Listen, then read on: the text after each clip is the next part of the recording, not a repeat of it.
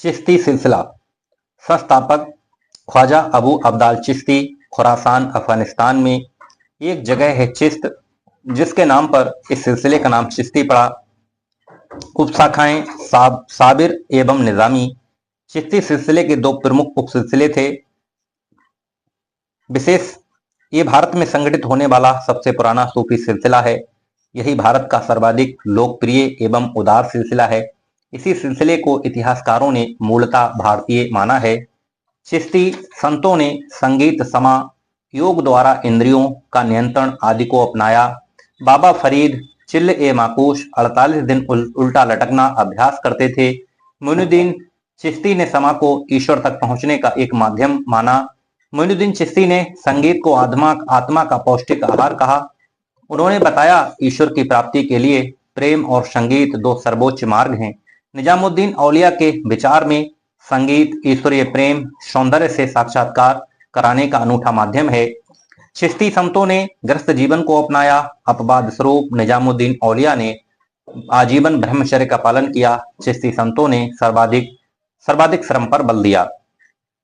चिश्ती सूफियों के अनुसार सरकारी सेवा सूफी को भटकाती है, इसलिए चिश्तियों ने शुरू से ही सरकारी प्रतिष्ठान से संपर्क नहीं रखा। हालांकि इसका अपवाद नासरुद्दीन चिरागे दहलवी थे। वे पहले चिश्ती संत थे जिन्होंने सरकारी सेवा को चिश्ती सूफी के लिए बाधक नहीं माना। चिश्ती संत व्यक्ति का विभाजन 4 श्रेणियों में करते थे, जिसमें सूफी सर्वोच्च, आम लोग अंतिम पायदान पर थे। मोइनुद्दीन चिश्ती के अनुसार गरीबों के कष्ट दूर करना, भूखे को भोजन देना, असहायों की सेवा करना सूफी साधकों का परम कर्तव्य है। इतिहासकार मोहम्मद हबीब ने चिश्ती संप्रदाय को परास्नातक पंथ बताया। उन्होंने निजामुद्दीन औलिया को सभी सूफियों में सर्वश्रेष्ठ माना। मोइनुद्दीन चिश्ती का जन्म 1143 ईरान के सीस्तान में हुआ था। गुरु थे उस्मान हारूनी। इन्हीं के निर्देश पर मोइनुद्दीन भारत आए थे। उपाधि थी ख्वाजा साहब, गरीब नवाज, ख्वाजा अजमेरी, सुल्तान अल हिंद अर्थात हिंद के आध्यात्मिक गुरु। ये उपाधि मोहम्मद गौरी ने दी थी। मुनिस अल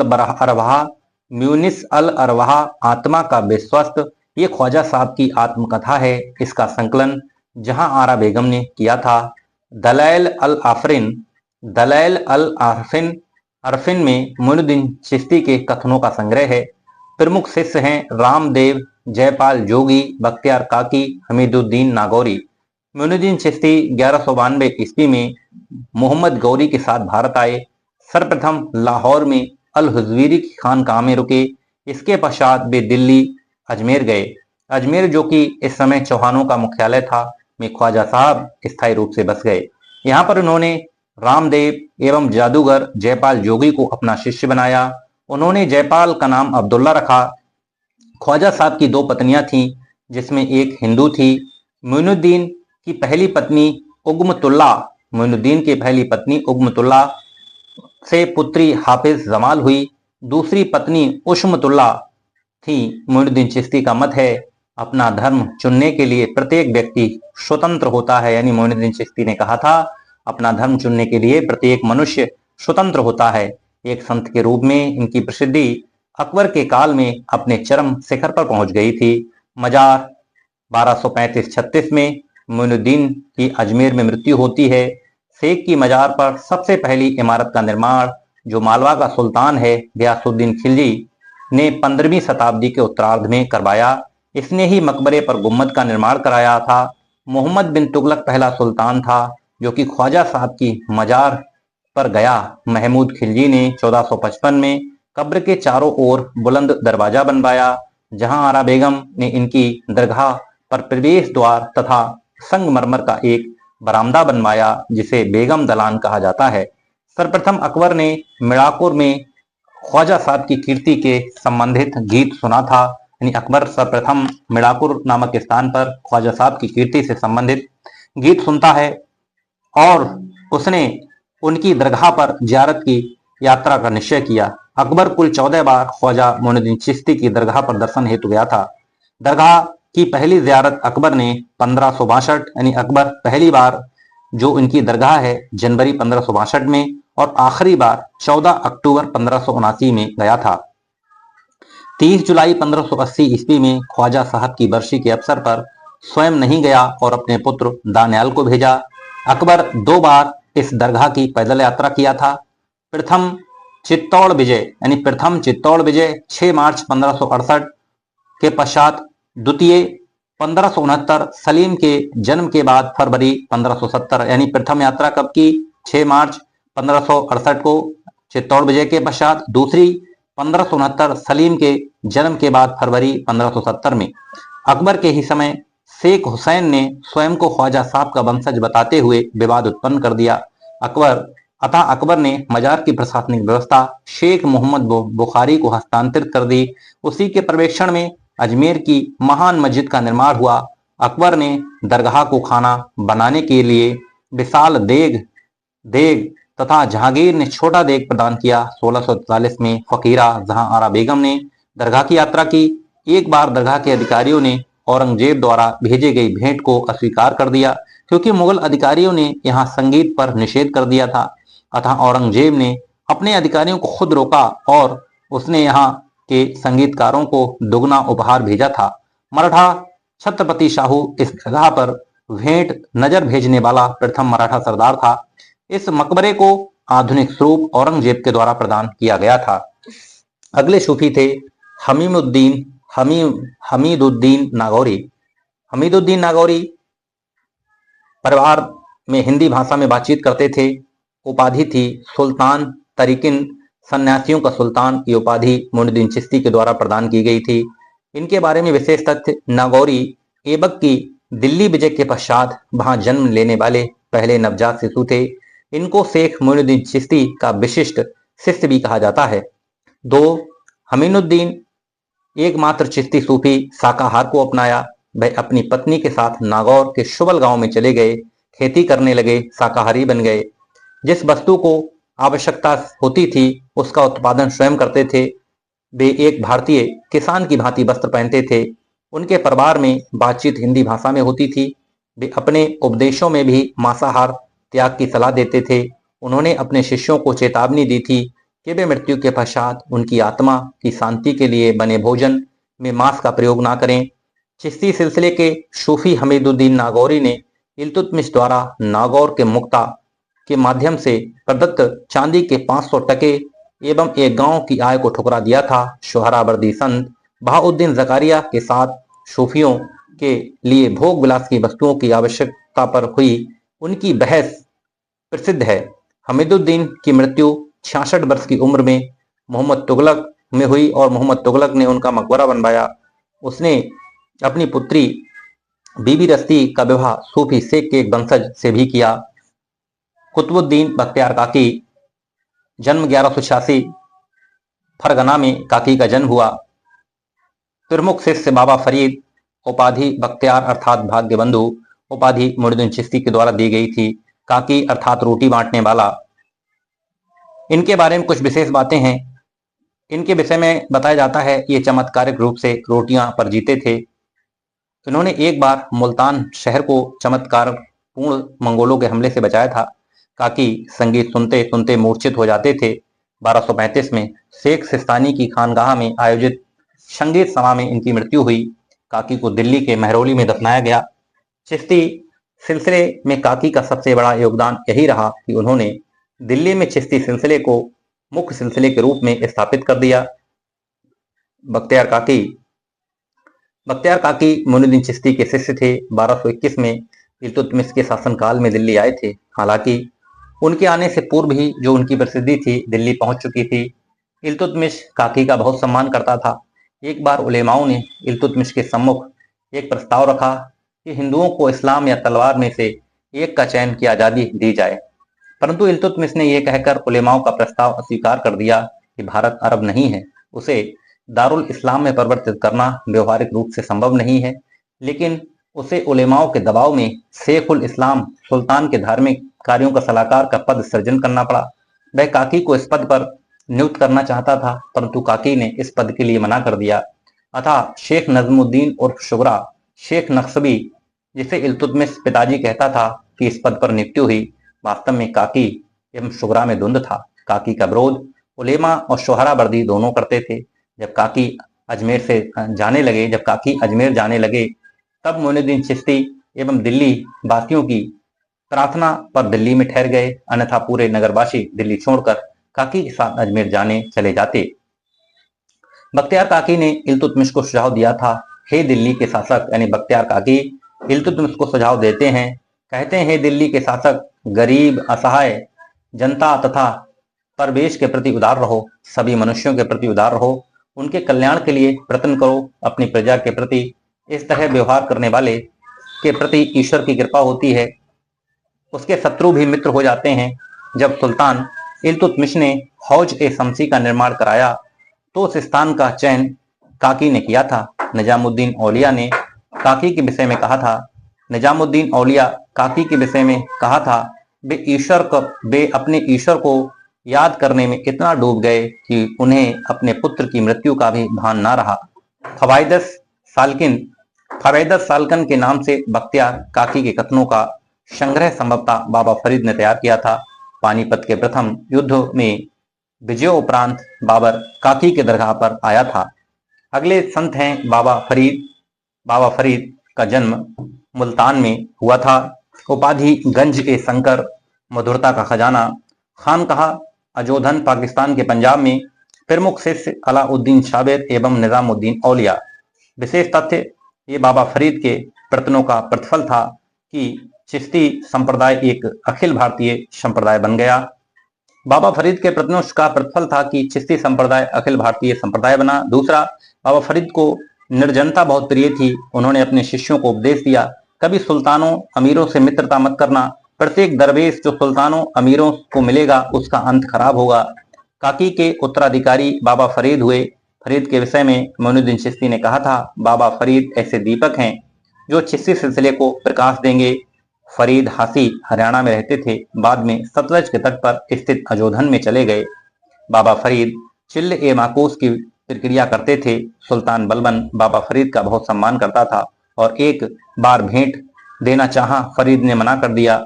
बलबन की पुत्री हुजैरा का विवाह बाबा फरीद से हुआ था। बाबा फरीद ने एक बार मजबूरी में बलबन को किसी की सिफारिश के लिए पत्र लिखा था। बलबन ने एक बार पुनः बाबा फरीद को कुछ गांव भेंट करने की इच्छा प्रकट की, जिस पर बाबा फरीद कहते हैं, मुझे धन दे दो, मैं दरवेशों में बांट दूंगा। जहां तक जमीन पट्टे की बात है, ये उन लोगों को दो जिन्हें उसकी कामना है। सोहरावर्दी सिलसिले के बहाउद्दीन जकारिया से बाबा फरीद का घनिष्ठ संबंध था।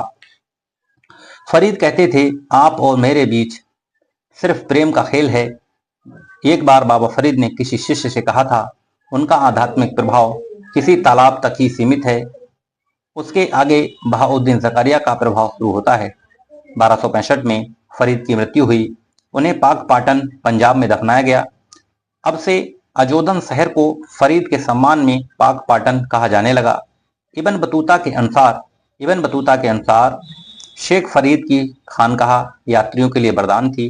एक बार मुगल सम्राट अकबर बाबा फरीद के मकबरे पर शक्ति मांगने हेतु आया था और कई दिनों तक अजोधन में रुका। शाहजहां ने बाबा फरीद के मकबरे के लिए परगना दान दिए जाने का फरमान किया था। निजामुद्दीन औलिया के पश्चात मोहम्मद बिन तुगलक के शिष्य अलाउद्दीन मौजे दरिया का शिष्य बना। फिरोज तुगलक निजामुद्दीन औलिया के पश्चात मोहम्मद तुगलक फरीद के शिष्य अलाउद्दीन मौजे दरिया का शिष्य बना था। फिरोज तुगलक बाबा फरीद के अनुयायी के रूप में प्रसिद्ध थे। बाबा फरीद के खिलाफत उत्तराधिकारी अपने पुत्रों को प्रदान न करके शेख निजामुद्दीन औलिया को दिया।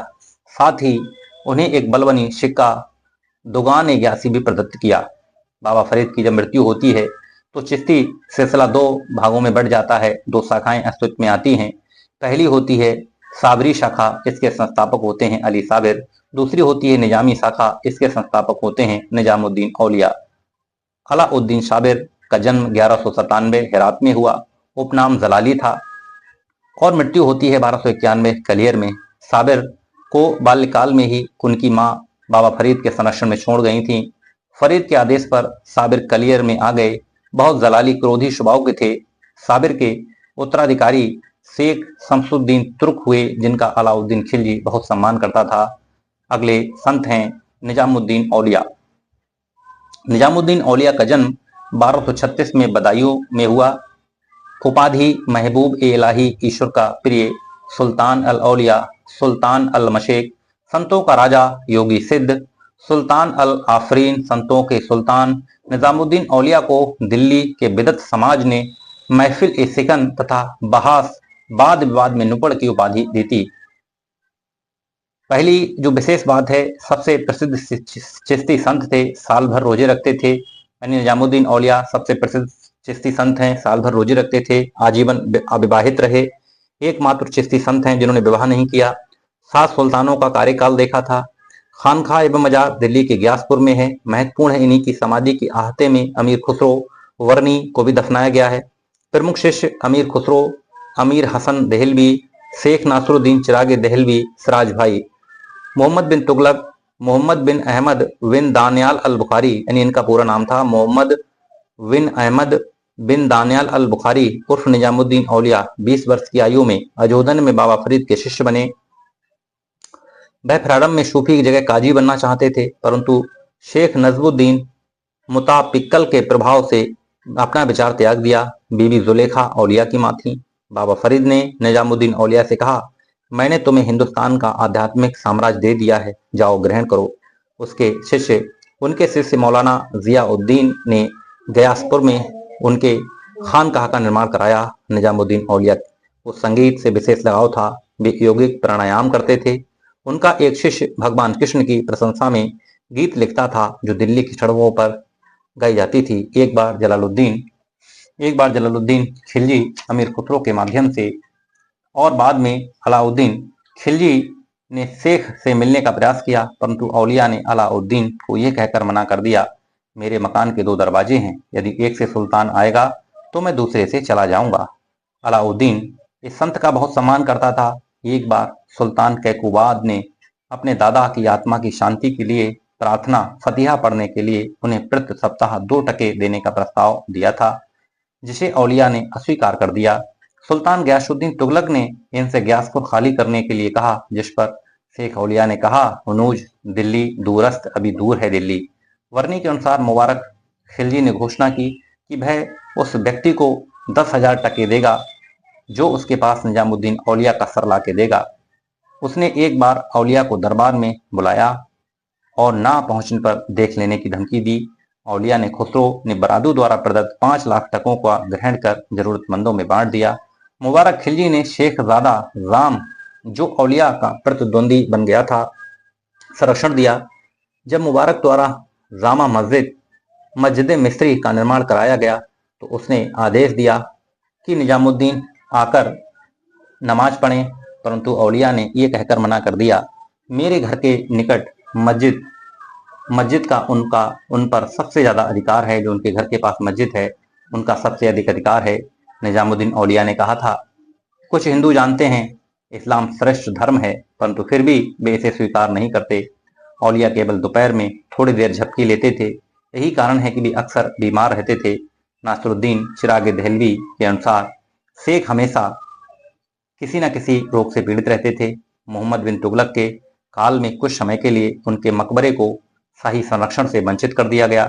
यही कारण है इब्न बतूता उनके मकबरे को दिल्ली के लोकप्रिय तीर्थों में शामिल नहीं करता। औलिया ने सभा में विशेष प्रकार के तांतदार वाद्य यंत्रों के प्रयोग की अनुमति दी थी। निजामुद्दीन ने मानवता के प्रति प्रेम, तात्पर्य परमात्मा के प्रति प्रेम बताया।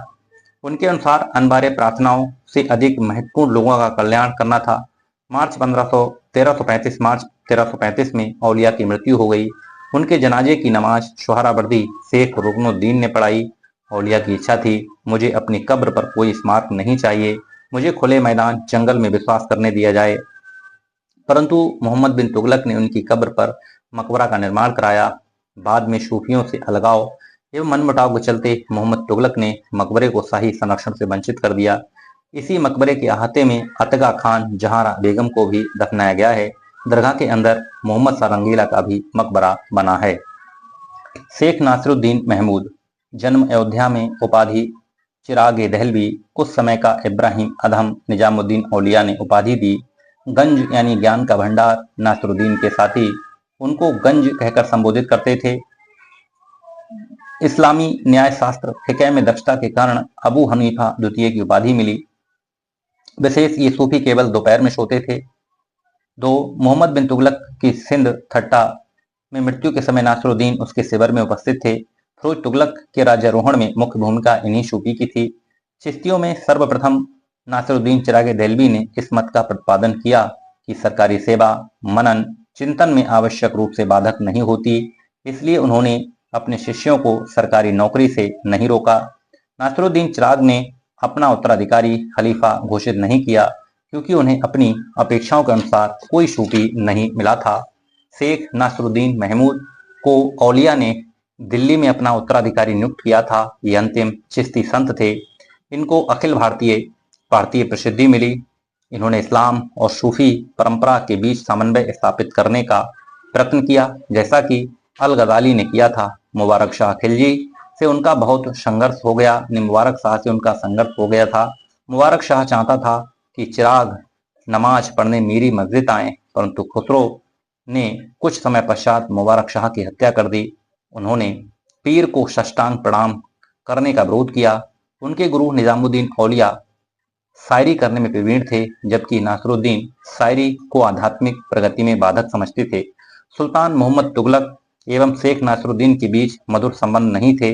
मोहम्मद बिन तुगलक ने उन्हें अपने साथ यात्राएं करने के लिए बाध्य किया था। एक बार उन्हें मोहम्मद बिन तुगलक ने जामदार शाही वस्त्रों का प्रभारी पद सौंपकर अपमानित किया था। अंततः शेख द्वारा मना करने पर कारागार में डाल दिया था। एक कलंदर ने एक बार उनकी हत्या करने का प्रयास किया, परंतु शेख ने क्षमा दान दे दिया। 1356 में शेख नासिरुद्दीन महमूद की दिल्ली में जब मृत्यु हुई, उन्हें दिल्ली में उनके घर में ही दफन किया गया। दिल्ली में उनका मकबरा क्षेत्र चिरागे दिल्ली के नाम से प्रसिद्ध है। उनके मकबरा परिसर में स्थित फुब्बारा महिलाओं की बंध्यता मुक्ति के लिए प्रसिद्ध है। बादशाह जहांदार शाह, उसकी पत्नी लाल कुंवर ने पुत्र की आशा में इस फुब्बारे में स्नान किया। मृत्यु से पूर्व शिष्यों को आदेश दिया कि उनके स्मृति चिन्ह, कटोरा, वस्त्र उनके साथ दफना दिए जाएं। शेख सिराजुद्दीन उस्मानी। शेख सिराजुद्दीन उस्मानी उपाधि आइन ए हिंद निजामुद्दीन औलिया ने उपाधि दी थी। उपनाम अखे राज या सिराज भाई। विशेष बंगाल में औलिया के उपदेशों का प्रचार इन्होंने किया। अगले हैं अब्दुल कुद्दुस गंगोही, उपनाम अलखदास। पुस्तक रशदनामा। चिश्ती साबरी परंपरा के अब्दुल कुद्दुस गंगोही की हिंदी कविताओं में गोपी, मुरली कृष्ण आदि रूपों द्वारा सूफी विचारधारा का स्पष्टीकरण किया गया है। वे नाथ योगियों के सर्वेश्वरवादी विचारों को मानते थे। शेख अब्दुल कुद्दुस के अनुसार अलख निरंजन अगोचर है, खुदा एक, निरंजन एक ही है। पेड़ से उल्टा लटक कर प्रार्थना करना शिव एवं शक्ति के संयोग का प्रतीक है। उन्होंने योगिक क्रियाओं पर बल दिया। इब्राहिम लोदी ने अब्दुल कुद्दुस को संरक्षण दिया था। गंगोही ने सिकंदर लोदी एवं बाबर को पत्र लिखा था कि भारत में शरीयत लागू किया जाए। कुतुबन, पुस्तक मृगावती। कुतुबन चिश्ती सूफी शेख बुरहानुद्दीन के शिष्य थे। शेख बुरहान के शिष्य थे, यानी